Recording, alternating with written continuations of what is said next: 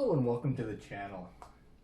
I just want to do a quick video update in regards to a few builds that I've been working on, bringing in parts for, and just so you guys have an idea of where I'm at. I was at a kind of a standstill for a little while in regards to a couple of these builds, but thanks to a Mega Mias order that I have recently received, as well as a couple other components that I had ordered have finally arrived. So as you can see in front of you, I got kind of 4 builds going. Components for all of them are here, and figured I'd do a walkthrough as to what is going on. I'm going to clear some of this off the table, and I'll bring it right back once I am ready to get into it. So I guess we'll start off with the FMS FCX24 that you see in the background there. I've installed a set of brass bead lock wheels onto this, and as well as some tractor style tires that I've flipped backwards so I can run it through the mud, and it climbs exceptionally well with this tire combination and these wheels.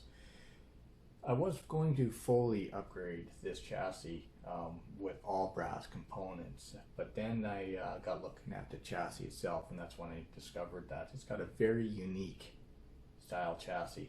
And that being said, it's a one-piece style chassis, and they on AliExpress as well as other platforms, you can buy a full aluminum chassis for it.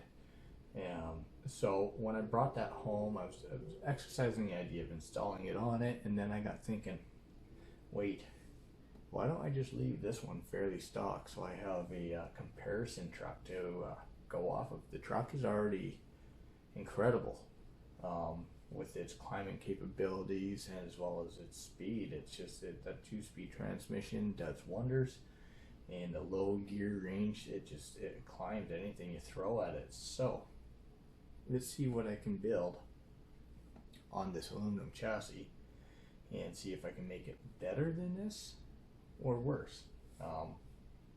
Time will tell. So with that being said, I have purchased a all brass set of axle housings, front and rear. I purchased them on AliExpress, and as well as I got some Endura brass high clearance links. And after receiving these axles, I had carefully gone through them, and I discovered that they have some serious issues with the differential gears. There's almost 3 millimeters of backlash on one axle, and there's about 1.5 millimeters on the other. I was able to shim one of the differentials out, the other one not so much. So I looked a little deeper, and I noticed that there's some ball bearings missing on one steering knuckle, as well as severe shimming issues on the output shafts as well. So I've reached out to the company on AliExpress, and they have recently shipped me, let's see here, the one missing ball bearing and a full set of diff gears for front and rear. I'm not fully convinced that this is going to correct these issues. They didn't send any shims. I do have shims here. Whether or not they're the correct size, only time will tell. So that being said, I have gone ahead and ordered a second set of axles for the FCX24 platform, and I decided to go with the company Trio. What I have ordered in from Trio is over there it goes. They're portal housings in the black aluminum with the red housing for the rear as well as the front.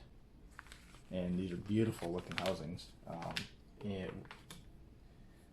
the one thing I didn't like about those housings is they're made out of aluminum. That's not what I wanted to do. I wanted to go with a heavy hitter get as much weight down below. But like I said, if those axle housings, the brass ones, don't, if they're not usable, then I'll have to go to the aluminum housings. I don't know anybody else out there that makes full brass housing yet. If you know of anybody who does, leave a comment down below and I'll gladly take a look at them. I've also brought in a set of their brass wheel hexes. I can't remember how heavy these are. It says here it adds an additional 5 millimeters of width. I believe that's on each side for a combined total of 10 millimeters.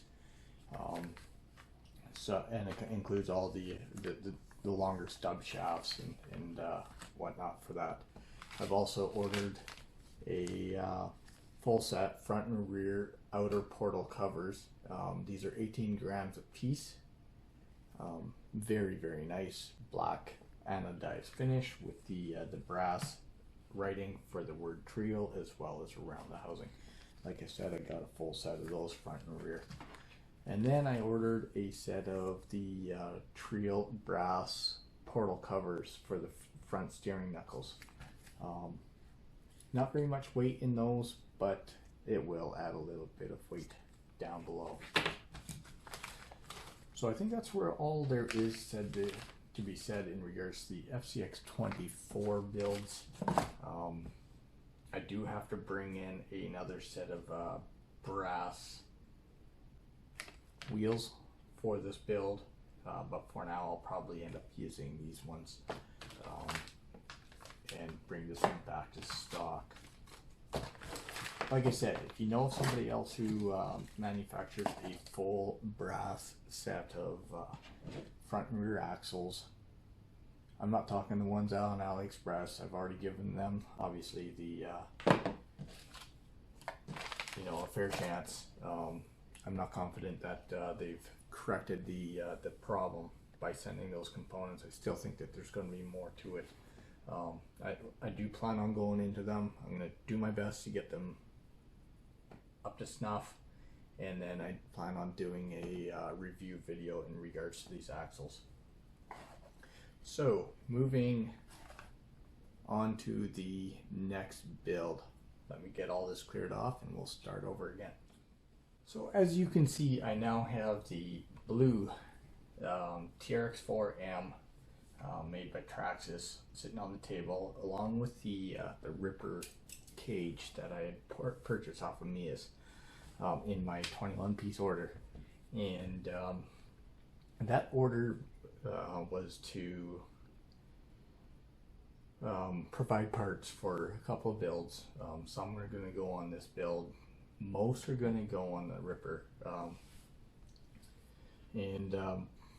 just waiting on a set of isokinetic axles for the Ripper. I already have the isokinetic axles up front and rear on the TRX4M. If you haven't seen my video in regards to those, check it out. Those axles are incredible, which is why I've gone ahead and ordered a second set.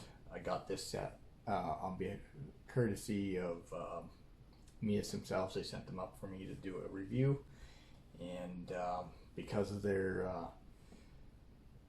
generous offer, I've gone ahead and placed a mega order through them, and kind of that's what's fueling this this Ripper build, the desire to build it.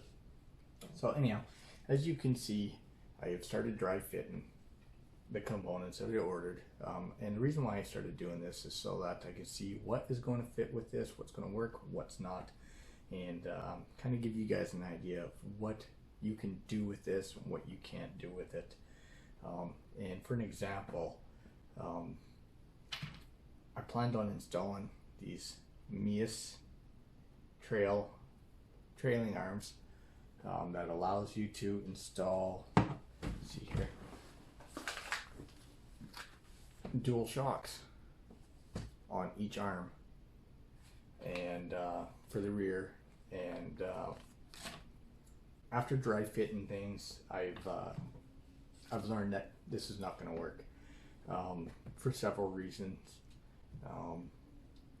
Mainly because of the mounting plates required to install your shocks. One plate has to go onto your in between the cage itself as well as your transmission mount down below, which you can't do unless you take a Dremel and cut a fine line on the cage itself. But don't go doing that right away, because there's the second issue, which is this plate here. You have to mount,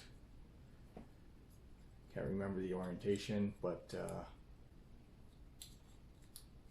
you know, just to give you an idea, you create something like this, and then that would mount inside your chassis like so. So you can have clearance issues with your shocks and the whole 9 yards. It's just not going to work. So I've decided that I'm going to repurpose that kit to the Blue Sheep TRX4M, with the hopes that it's going to work with the Mias low center of gravity chassis rail kit. I don't think it's going to work, but it's worth a shot. And if that's not going to work, then there will be a third one getting built. Shh, don't tell the wife. She won't care. Anyhow, the stock rails that I have, I got a set of the Mias multi position shock hoops, the aluminum ones to go front and rear. So if the trailing arm kit does not work with the low center of gravity kit, then the trailing arm kit will work with will partially work with the stock frame rails. So back to the Ripper kit. Now that I'm no longer using the trailing arms, I am going to go ahead and use the brass high clearance link kit that Mias offers, and that'll give me my 4 links to my isokinetic axles, and also help provide more weight down below, keep this buggy trucking along on the trails. Hopefully I'll win some competitions and whatnot if there's any competitions in this area. I plan on powering this with the Hobbywing 1080 G2 electronic speed control, as well as FlySky radio system. And the reason why I'm going to do that is because I've learned that the stock radio gear that the Traxxas comes with, the TRX4M comes with, doesn't allow you to adjust your endpoint, so you don't actually get the full 52 degrees of steering articulation with these axles with the stock gear. You can get it if you change your electronics. So yeah, I'm going to leave this one stock for the electronics and see how better the steering wears compared to the Ripper. The Ripper's going to have the full steering throw, this one not.